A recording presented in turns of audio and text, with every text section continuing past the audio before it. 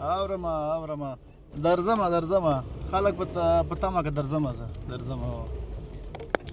دا جاوید نه ده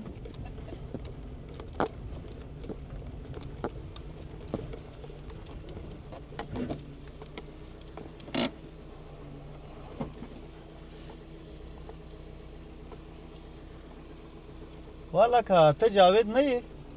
السلام علیکم وعلیکم السلام ته جاوید نه یې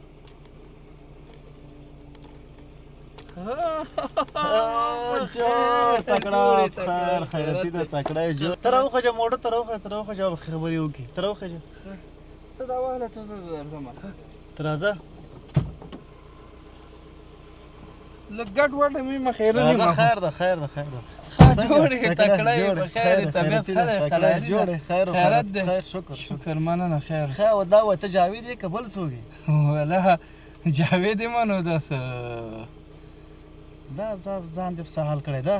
وله وروره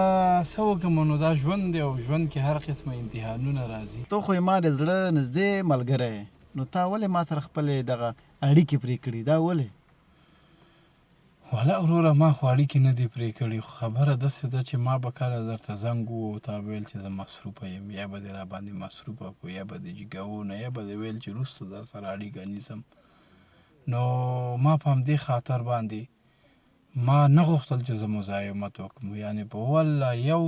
د یو سلام تږی دې ومه چې خالي دې غږ واورم نو ځکه ما خپلې اړیکې پرې کړې وروره بخښنه غواړم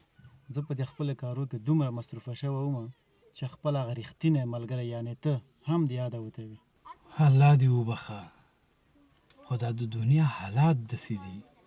چې لږ هم راپرېوتې بیا د هېڅ چا په یاد نه وي بیا خلکو ته مزاحم ښکاري هغه هوښیاران څه وایي چې چېرته د عزت وي هلته لاړ شه نو په همدې خاطر باندې ما خپلې اړیکې د ډېرو ملګرو سره پرې کړې خو بیا دې م کور آباد چې په ما دې د مینې یو وبخه وروره که کله مې تا تلیفون نه اوکې کړی یا مې مصروفه کړی نو زه ډېر بې کبره سړی یم الله دې ما دې کبر نه وساتي زه هغسې ملګری نه یم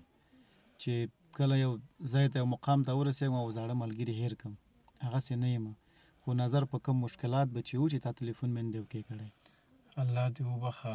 زه پوهېږم وروره چې ته خو د ماشومتوب نه زما ملګری خو مال چې ولې دا سړی داسې بدل شو داسې ډېری ملګري شته دی باور وکړه چې لږ هم که مقام ته رسېدلي بیا شاته دوستان له یاده وباسي خدای دې نه کړي چې زه هغسې اوسېږم چې دوستان دې یاده وباسم بس الله چې ومېلدلې ډېر خفه شوم چې ومېلدلې ډېر زیات در سره در باندې خفه شوم چې په دې حالات مې ولیدلې واقعیت خفه شوم در سره ګوره وروره زه هم ډېر زیات ستړی یم